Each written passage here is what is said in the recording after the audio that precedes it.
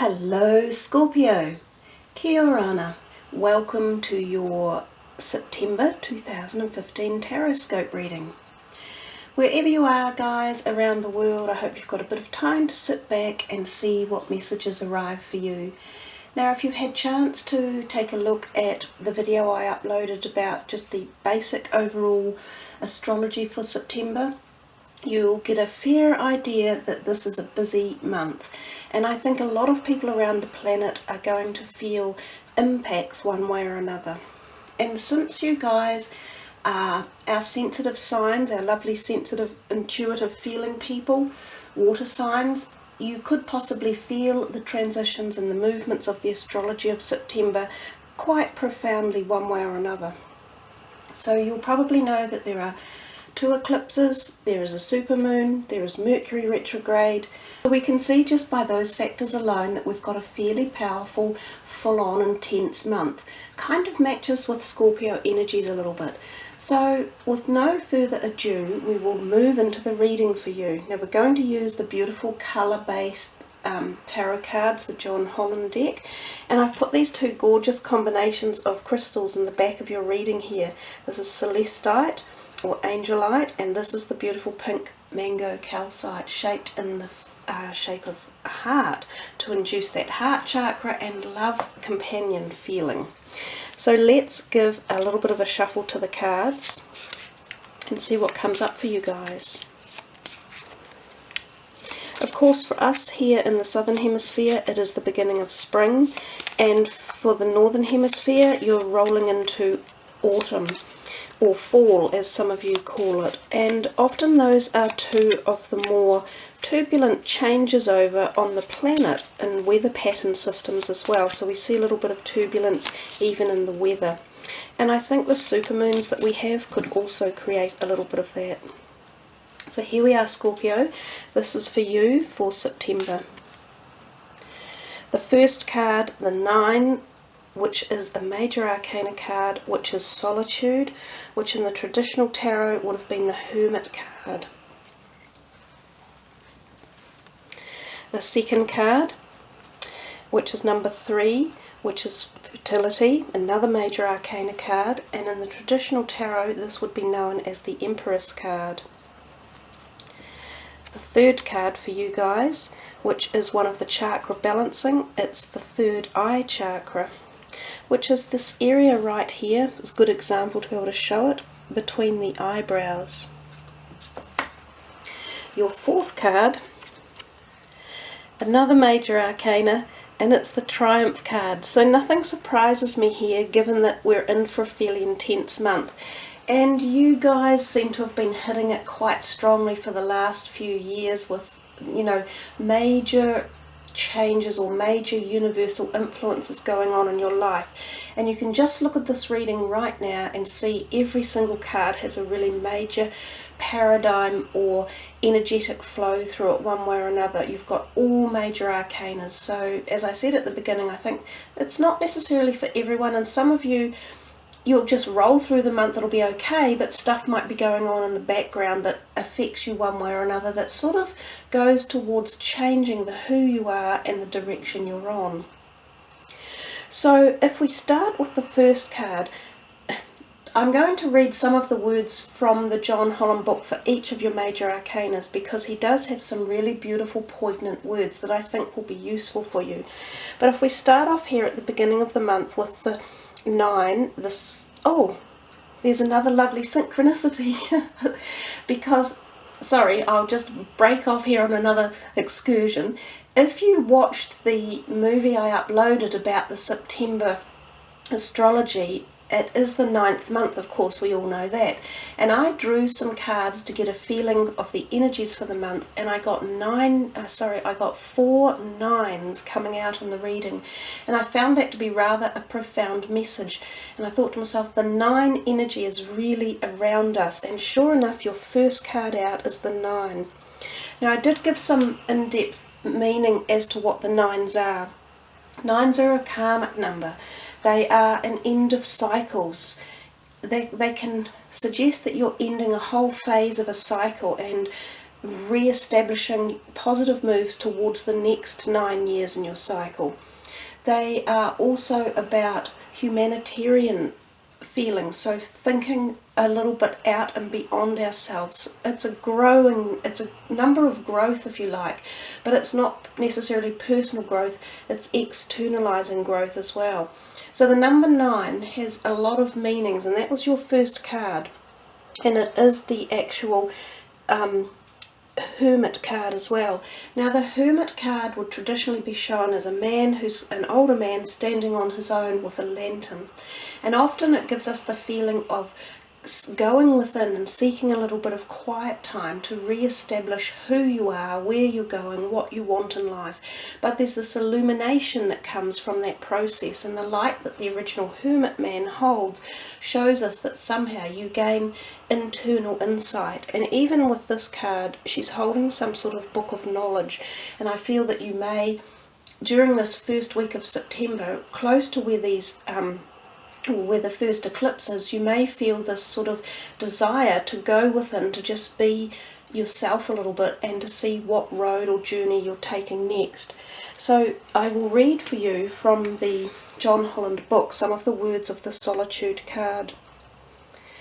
Stop. Your soul is calling out and needs to be honoured and heard. The answers you seek aren't necessarily found in the outer world. The time has come for you to step back and withdraw from outside commotion. The Solitude card is a reminder of how important it is to pause, still the mind, meditate, reflect, reevaluate, and discover the wisdom and answers within the very soul of your being. When you become more aware of your soul and heart, that's nice, the heart, you strengthen the link to the divine source, and you're able to once again remember your true perfection. Meet your soul halfway and schedule some time alone to commune with your soul, and also to give the power of spirit the opportunity to reinvigorate you with life force and vitality. Conserve your energy and deal with one thing at a time as you follow the prompts from within. When it comes to moments of quiet, inner solitude, it really isn't about quantity, it's about the quality that counts.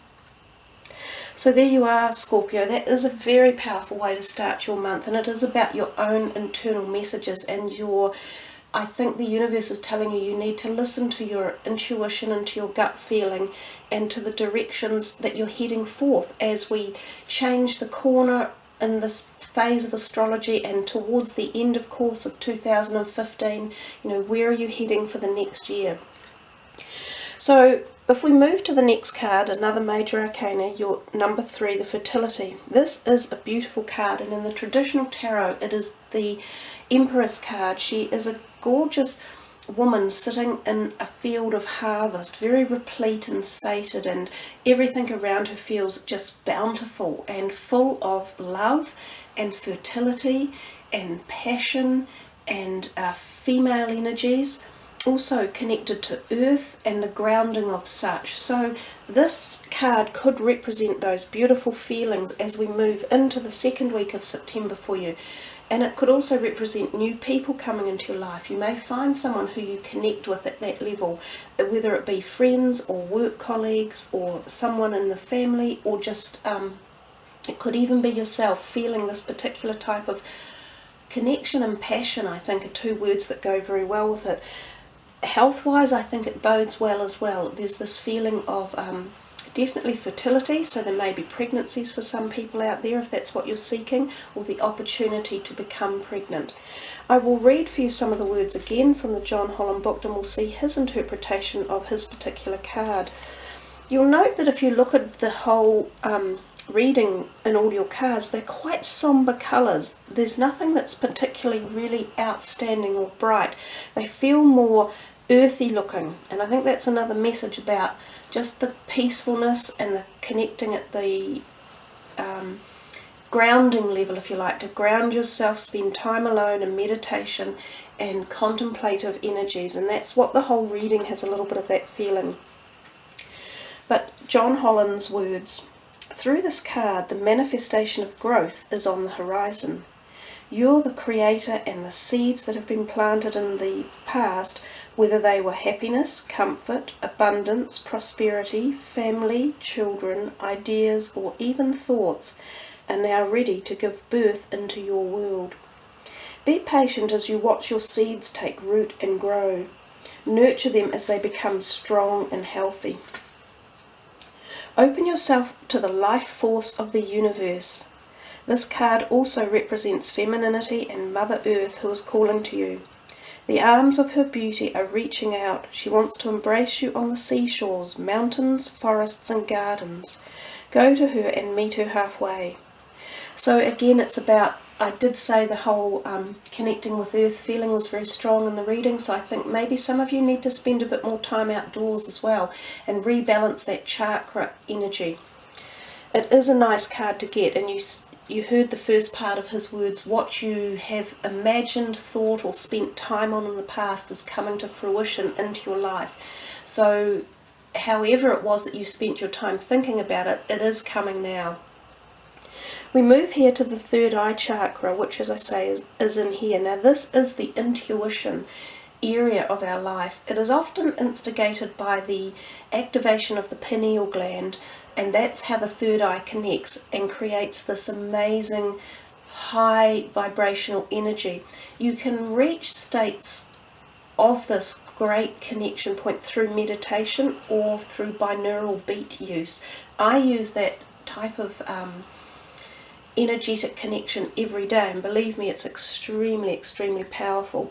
The third eye is often known colour-wise as a purple, so I'm just looking for something here to pop on there to magnify the intensity for you, to help give some of that vibrational energy out while you're just watching the video.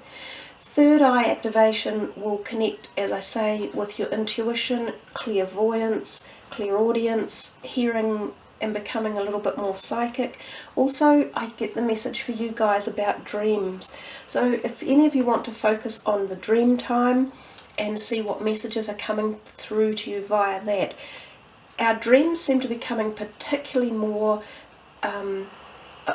vibrant and realistic, as if we're moving through dimensions in our dreams. So some of you may be getting great messages or inspiration or thought or even peace and quiet through your dreams. You can take a dream journal and also note down your dreams and any patterns and reoccurrences of them. It's another nice thing to do. So both the second and the end of the third week and into the fourth are when the two major eclipses occur during the month. So those energies will be quite profound around about that time as well. And you can call on eclipse energies, and especially the new moon one, which is on the 13th, and ask for and focus on the new things that you are wanting in your life and really visualize them and put them into intent. We come to the fourth week and we see the number 7, the Triumph card, traditionally known as the Chariot in the traditional tarot deck. The Chariot is quite a powerful card. Now, the basis of it is it can represent travel. So some of you may be going travelling, and it often represents travel by car, as if you might be driving places, or possibly trips within your own country where you live. You may get a new car. There's that as well. The Triumph card is about keeping going and knowing that you have this amazing inner strength, and that you are on a journey and you are on a road, and it is constantly moving forward. So it's also about balancing the energies and your power. Now I will once again read some of his words. I notice too that we have relatively low numbers in the reading for you guys. Your highest one is the 9, and then we've got 3, 6 and 7. So there's something in this about this is almost beginning phases of something new again for you, and I do feel with the astrological patterns we're moving into a whole new ballpark, if you like. So the Triumph card. The power of your soul is pushing and nudging you steadily forward. Whether you're setting new goals, developing ideas or planning a journey, it's essential that it's carefully thought out. When you tap into your inner guidance and balance, it's with self-control, hard work and perseverance, it's likely to manifest a triumphant outcome. It's time for you to be single-minded and focused on the end goal. Visualize the successful results as if it were happening right now. When you've achieved what you set out to do, your ability to meet other life challenges will be significantly increased. When you try to move forward without balance, direction, or guidance, it's easy to slip off your intended path and be drawn away from your desired goal. Now is not the time to let go or allow the river of life to pull you in its current, as you can so easily lose control. Grab your oars, grip them tightly, and steer carefully towards your highest aim or destination. And I think that is very poignant finishing there for you, Scorpio, because this is such a powerful reading.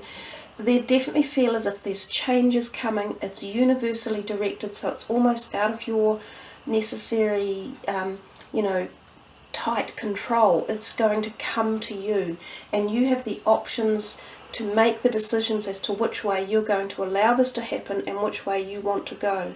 But there is a message here about being firm and knowing what you want and making sure it's really registering with your inner soul and your passion, and it's igniting you. So I think those were the biggest messages. So let's pop these cards away and finish off with one of the higher vibrational cards and see one last message that the universe is wishing to deliver you guys, whatever that may be. Let's have a look. Mercy, Metatron. Well, there we are, guys. This is another fairly full-on message coming from the energetic vibration of Metatron, a very powerful high vibrational energy, and it's coming again through to you on the white light, through to the top of your head and around your mind, which takes me back to thinking about the first card you had, the Hermit card. So it makes me feel as if there definitely is something quite deep going on for you guys. Now, mercy to me is having mercy on yourself as well. So not being too harsh or judgmental about who you are and the position you're in, and accepting that this is all part of the journey and the growth and the moving forward. And I think too, it also would say to be merciful on others around you. So if you're feeling any anger towards people in any way, or if you're in a situation where there are endings, because this is quite a period of endings, and you're feeling a bit hurt about it, to let go of any hurt or anger. It's important to be non-judgmental and to just allow these phases in our life to move through, because they're all serving a purpose, and the purpose is for us to grow and move beyond. And so when you just allow the grace of mercy to be there in any situation, you're bringing positivity into it, which again enhances your own positivity. So there we are, Scorpio. That was like, whoo, full on. Really nice. I think great messages for you for the month of September. And I think great things will happen for many of you as well. Lots of potential changes and growth for you guys. So there you are. Thank you all for listening, subbing and liking. I really enjoy your comments, and I love being able to do these readings for you. If any of you want a private reading with me, just follow the link below the video. So, ka kite noa. Wishing you all much happiness, love, light, harmony and peace. Namaste.